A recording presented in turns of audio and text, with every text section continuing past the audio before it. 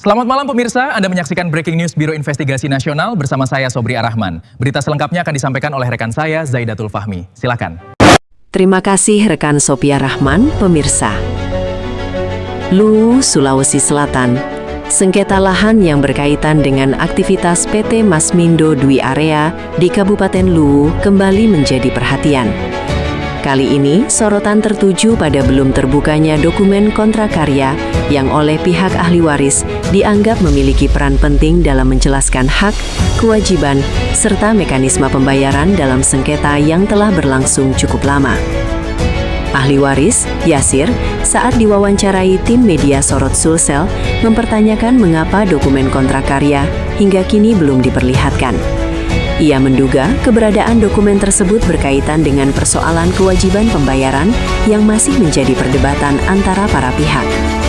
Menurut Yasir, apabila tidak terdapat persoalan dalam isi maupun pelaksanaan kontrak, dokumen tersebut semestinya dapat dibuka dan diperiksa secara bersama-sama. Kami menduga kontrak karya tidak mau dimunculkan karena ada persoalan kemampuan atau kewajiban pembayaran.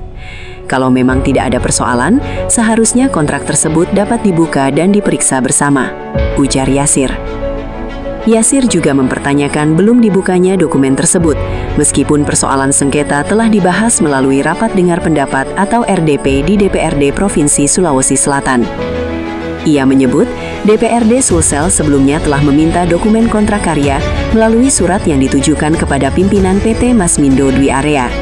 Namun, sampai saat ini, pihak ahli waris masih mempertanyakan sejauh mana tindak lanjut atas permintaan tersebut. Bagi pihak ahli waris, kontrak karya tidak hanya sebatas dokumen administratif.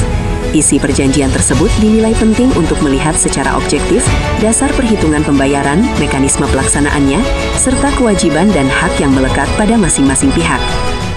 Yang harus dibuka adalah apa sebenarnya isi kontrak karya, bagaimana mekanisme pembayaran diatur, serta apakah terdapat klausul penyesuaian berdasarkan perkembangan harga emas atau ketentuan lainnya, kata Yasir. Klausul pembayaran dan perkembangan harga emas menjadi sorotan. Yasir menilai, periode dibuatnya perjanjian, yang disebut berlangsung sekitar tahun 1997-1998, juga perlu menjadi bagian yang diperhatikan dalam melihat persoalan tersebut. Apabila di dalam kontrak terdapat ketentuan yang menghubungkan pembayaran dengan perubahan harga emas atau mekanisme penyesuaian nilai tertentu, menurut Yasir, seluruh klausul tersebut perlu diperiksa secara menyeluruh. Pada saat perjanjian dibuat, harga emas masih berada pada kisaran puluhan ribu rupiah. Karena perjanjian tersebut berlangsung dalam jangka panjang, nilai pembayaran semestinya dilihat berdasarkan ketentuan kontrak, termasuk mekanisme penyesuaian nilai dan kondisi ekonomi saat kewajiban pembayaran dilakukan, ujarnya. Ia menegaskan, penilaian terhadap persoalan tersebut seharusnya dilakukan berdasarkan isi dokumen dan ketentuan yang sebenarnya. Karena itu, menurut dia, kontrak karya perlu dibuka agar dapat diperiksa secara objektif. Kalau memang mekanisme pembayaran sudah diatur dalam kontrak karya, maka kontraknya harus dibuka.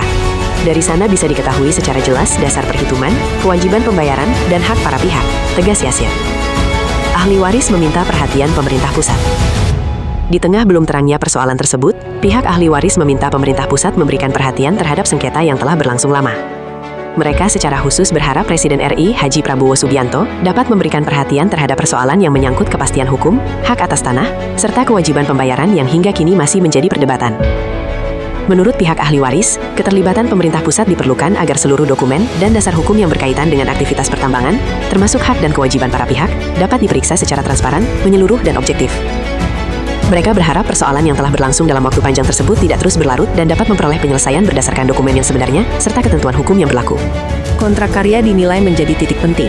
Belum terbukanya dokumen kontrak karya kini dinilai menjadi salah satu titik penting dalam sengketa tersebut. Dokumen itu dianggap diperlukan untuk mengetahui apakah terdapat ketentuan mengenai pembayaran, penyesuaian nilai, perkembangan harga emas, inflasi, maupun kewajiban lain yang sebelumnya telah disepakati oleh para pihak. Namun demikian, dugaan bahwa PT Masmindo Dwi Area tidak mampu atau tidak bersedia melakukan pembayaran merupakan pernyataan dari pihak ahli waris dan belum dapat diposisikan sebagai fakta hukum.